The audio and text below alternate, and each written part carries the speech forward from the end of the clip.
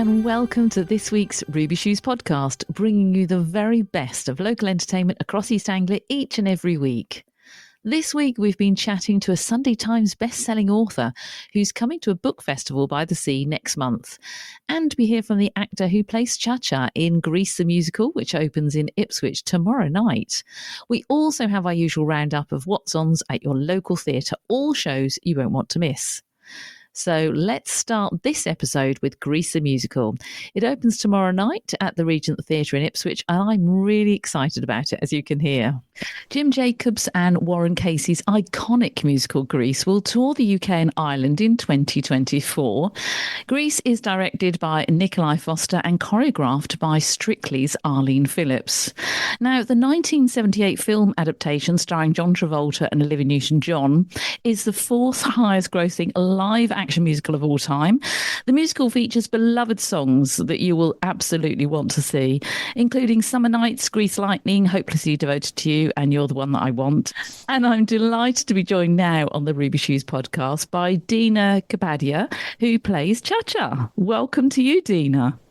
Hello, thank you for having me. Oh, thank you for joining us. This is massive to me. This was part of my upbringing. When the film Grease came out, it was life-changing. It was sort of followed by the likes of Fame and then Flashdance. How I never ended up as a dancer, I don't know. Probably because I'm only 5 foot and I have no coordination whatsoever. Thankfully, you do. But tell me about your kind of thoughts of Grease, because without being funny, you weren't there at the very beginning of the film coming out. When you went to audition for something like this, did they say, now go away, watch the film, come back, and then we'll tell you about the musical? How did that work? Yeah, so when I knew about Grease the Musical, my mum's like a huge fan. And I used to do like rock and roll jive competitions as a kid, so some of the songs would definitely play.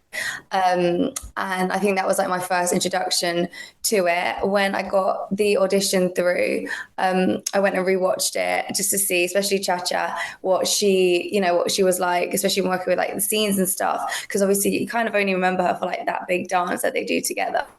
Or at least I did. And then, it was really cool because the version that we've got definitely takes from the film, but it's way more grittier. The character's a bit more real. You see like this more human side to them. So for sure, that kind of buzz of the film is definitely there, and it reignites this kind of like excitement of like recreating something so iconic. But then we just have this extra layer when doing it on the stage, where when it comes to the characters, you see so many human sides. Like with Danny, you see a slightly more vulnerable and intimate side. When he's singing about Sandy, with Sandy, you see her stand up for herself, and this kind of like more female empowerment vibe. With Rizzo, you see a way more vulnerable side, and when she sings Worst Things, it's like framed slightly differently. So yeah. Oh, I'm glad to hear that Rizzo sings Worst Things, because that's one of my favourite songs. That's like a karaoke classic, isn't it? Yes. Oh my gosh, it's my mum's go-to karaoke for sure. Your mum and I would get on very well. I think so. Oh, it's massive, and it really is going to be hugely popular. It comes to the Ipswich Regent Theatre this week, and we are all so much looking forward to seeing it. And I know it's going to be a massive hit, and you're going to get a really big welcome. It's interesting the way that you talk about it, because it's like it's bringing the story back alive again, but it's actually taking it on, isn't it? It's giving it a very modern twist with the empowerment of the women and just showing different sides of the characters. It must be so much fun to play. I mean, exhausting for you, but also so much fun to play. I can't even tell you how much fun we have on that stage together as a company. The whole company, like cast and crew, like everyone, we've got this beautiful kind of like community gel together, and it keeps the performance so fresh. And doing things like the hand drive, for example, it does sometimes, I mean, I actually feel this, it feels like we are doing this kind of like dance competition there in the moment, because everyone's reactions to each other and whatever's going to happen on that night, because it's the stage, like you can never predict what's going to happen at that moment. You don't know, and everyone's reactions are therefore like very real. So if someone like maybe has a little slip up, or if even better, like someone adds in something crazy, you just have that live reaction of it. And so it just has that kind of like, ignore the pun, but this electric feel to everything. And also, I imagine because you're all dancers, you're professional dancers, there is still that element of competition there, isn't there? There's still a bit like, Oh, just give it back to 100%. you. I really milk it playing ChaCha. I'm literally screaming around going, I'm going to win. But yeah, and it makes it so much fun. Yeah, for sure. Tell me about your character, because I mean, as you say in the film, we see her and we all go, oh, because she takes Danny away, but she actually is a really, really good dancer. So you respect her as well. So tell me about playing that character and what she's like to play. Yeah, so I mean, I would say I play her quite sassy. She definitely, when she walks into a room, all she wants is for everyone's attention to kind of go towards her. That's all she wants. She has this kind of like I'm the winner mindset and goes through that with everything she does, whether that's the dancing, how she speaks to people. And yeah, with everything, she has many interactions with many of the boys. And with all that, she's got this kind of like, yeah, we actually talked about it in rehearsal, and she's kind of like a cobra. Like she kind of like slides around and kind of like goes for the kill vibe. But yeah, I mean, she playing her is really fun. The hand drive is a mammoth and a half, but it's also one of the most, I mean, yeah, being a professional dancer, I love it so much. And it's so much fun to just go through each round. My partner Marley, who plays Danny, he is so much fun to dance with, like to go from rehearsals where we were like experimenting with things and finding how we go. Now when we've got to the stage of like we know how to anticipate each other's like moves and dancing, when we're going to add in something, when we're going to like take it back and do something else more chill. Like it's now got that fun, vibrant like feel to it when we dance. So that's really great as well. You can really enjoy it. You can really get into it and enjoy it. And you're not in, I mean, you are in your head thinking what comes next, but at the same time, you think, I've got this. We are just going to fly today. Yeah, for sure. Literally for sure. And Dina, just tell me, how excited was your mum when you told her you were going to be as part of Grease musical? Because if I were your mum, I think I would just be running up and down the road, shouting and yelling, going, "My daughter's going to be the musical!" She literally, interesting fact, but when it was on in London, I auditioned for it for ChaCha. And I got right to the finals, but I didn't quite get the part. So it was definitely looming in my mum's mind. And then when I got it for the tour, she literally was like screaming. My mum is from the Philippines, so she's got this like very heavy kind of accent, like screaming around the house, calling like my family in the Philippines. It was really beautiful. Yeah, she was ecstatic. Oh, wow. And how many times has she seen you in it so far? She actually, hasn't seen it yet because we haven't gone near my home. Oh, But goodness. my family came Following you like yesterday. a groupie then. No, I'm a bit like mom, chill. But she's seen all the videos, same with my dad. Some of my family came yesterday, which was really beautiful. Oh. But yeah, when we're a bit more south, like Milton Keynes way, that's when they're going to see it. So I'm excited for that. Wonderful. Oh, that was so special for you. Dina, it's been a real pleasure talking to you for the Ruby Shoes podcast. Good luck Thank with you. it. I'll give you an extra big whoop when you're performing on stage at the Ipswich Regent Theatre. Thank And you. send my love to the cast as well, won't you? I will, of course, of course. Next, let's hear from a Sunday Times bestselling author who lives in Norwich after a career in publishing. She's going to be the guest of honour at next month's Felixstowe Book Festival. My first question to Rachel Hore was, what was the catalyst which sparked her very first book? I read in the local newspaper about a big old house near Aylsham where the elderly owner was shortly to move out to a care home, and he was going to sell off the contents of the house in a sort of people's auction. He wanted it to be somewhere that ordinary people could come and buy these things. And he had collected antiques and just curios of all sorts that completely filled this big house.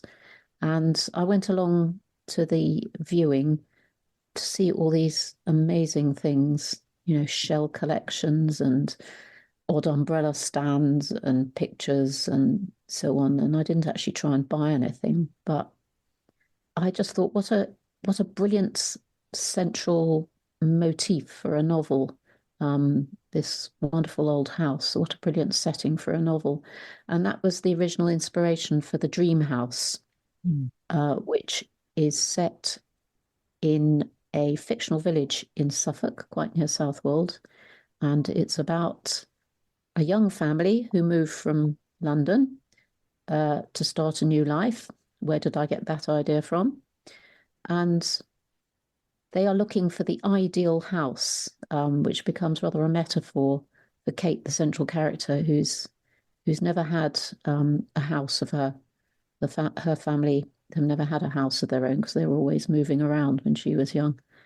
And so it becomes a metaphor for her finding somewhere that she feels she can finally belong.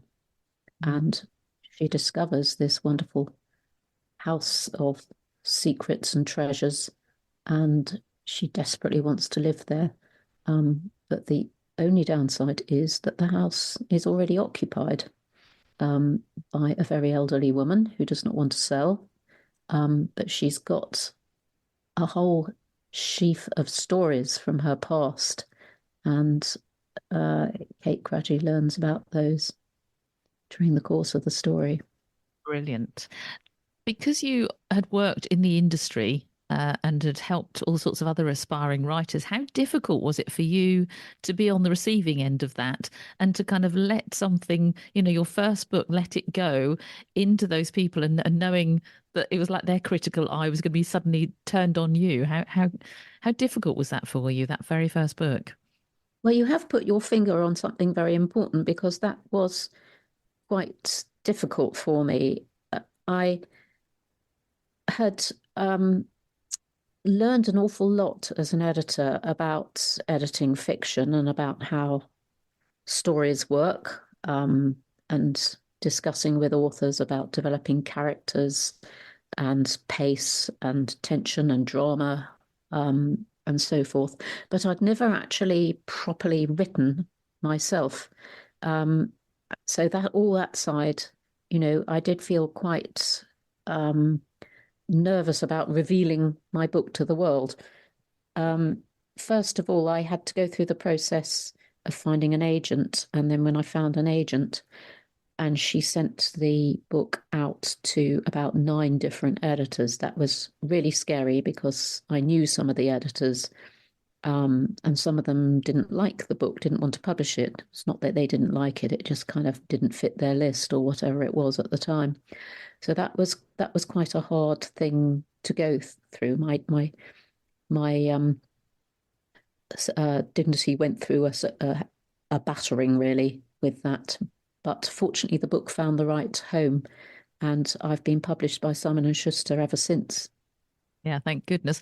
Did you ever think, actually, I'll write it under a different name and then they won't know it's me?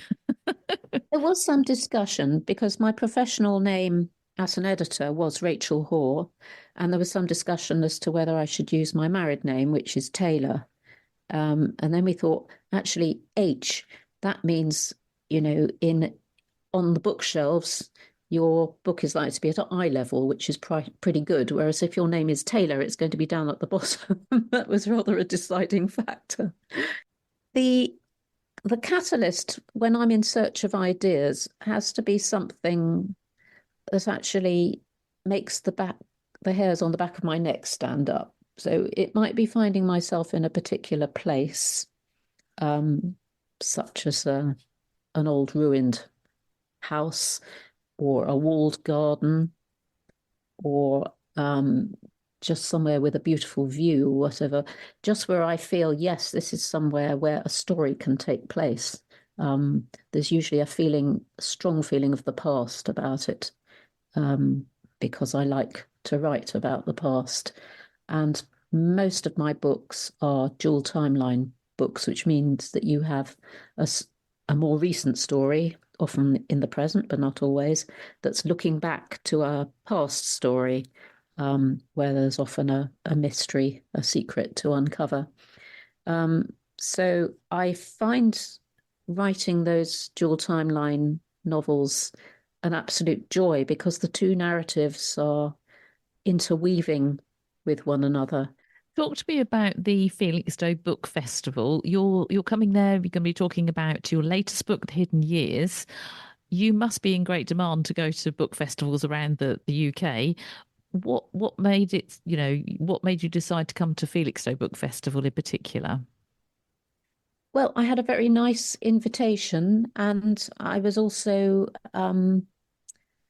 apprised of the fact that Alexandra Carey was going to be interviewing me, and I like Alexandra, and I love her new book. And it was quite exciting, the thought that, we would be sitting on a stage, two writers discussing the exciting business of writing. Fantastic. Is it going to be your first time in Felixstowe? Properly, yes, actually. Somewhere I've always wanted to go, but because it's, I think you have to be wanting to go to Felixstowe. It's not a place that you necessarily pass through on the way somewhere else. But we have stood on the other side of the estuary there and watched the cargo ships coming in and thought, wow, the size of these things. Sunday Times best-selling author Rachel Hore talking about coming next month to the Felixstowe Book Festival. To book your tickets, go to felixstowebookfestival.co.uk, and you can read the full interview with Rachel in next month's Suffolk Norfolk Life magazine, which will be on the shelves at the end of this month. Now, it's also been hectic for the Ruby Shoes podcast this week as we've been out and about. Whilst I was meeting a myriad of different kinds of dogs for the Felixstowe Lions Dog Show last weekend, my husband Steve kindly offered to visit the annual Pitta Festival to sample foods from around the world.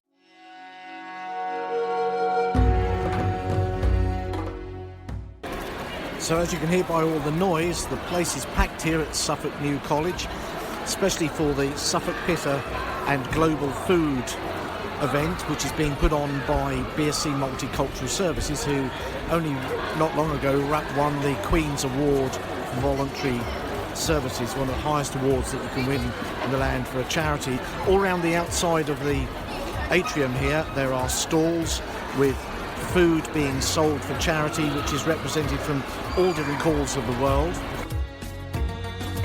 The stage is full of cups and prizes for those who are winners within education, as they also embody in this education awards for those who have achieved greatness with education. And there's wonderful food on display at the front, ready to be judged for the Global Food Awards as well. The event is now well underway and the place is absolutely heaving. The smells are totally gorgeous.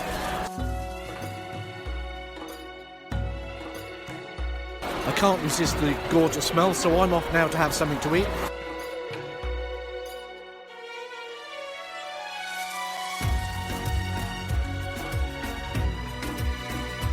My thanks to Steve there for that report from this year's Pitta Festival, which is all about celebrating our different cultures through a combined love of food. Now, together, we were invited by the Deben players to watch the final night of their version of It Runs in the Family. You might remember we talked to their director, Neil, in last week's episode. The performance was on the final night and it was outstandingly good. Now, this is an amateur production of a farce by Ray Cooney, and the timing had to be spot on, and believe me, it was just brilliant. So bravo to the whole cast for a thoroughly enjoyable evening. What's on across Suffolk with Stephanie McIntyre, sponsored by Ruby Shoes Podcast, your weekly entertainment news podcast, available from your smart speaker, Apple, Spotify, or you just follow Ruby Shoes Podcast on Facebook and click on the weekly podcast link to listen. There's a host of great shows on offer across Suffolk's magnificent theatres, and here's just a selection to tempt you. Grease the Musical will be at the Ipswich Regent Theatre from Tuesday the 21st through to Saturday the 25th of May. The world's best loved musical is back, grittier and more glamorous than ever before. After a whirlwind summer romance, leather-clad greaser Danny and girl next door Sandy unexpectedly reunited when she transfers to Ryledale High for a senior year. But can they survive the trials and tribulations of teenage life and find true love once more? With its phenomenal score, bursting with hits including Summer Nights, Greased Lightning, Hopelessly Devoted to You, and You're the One That I Want, this thrilling new version is brought to life by a fresh young cast who bring energy, vitality and passion to this ultimate musical classic. Go to ipswichtheatres.co.uk to get your tickets. Wednesday the 22nd of May, it's your chance to see Cy Cranstoun with his rock and soul Ska Night. Cy Cranstoun is a fabulous throwback to the old swing blues shouters of the 1940s and 1950s. A prolific band leader and songwriter with his dance floor hits Dynamo and Coupe de Ville and a chart hit Kiss on the Lips, which have remained favourites on the vintage scene for over a decade.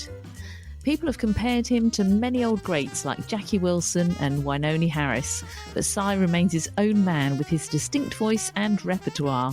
For more details, go to wolseytheatre.co.uk.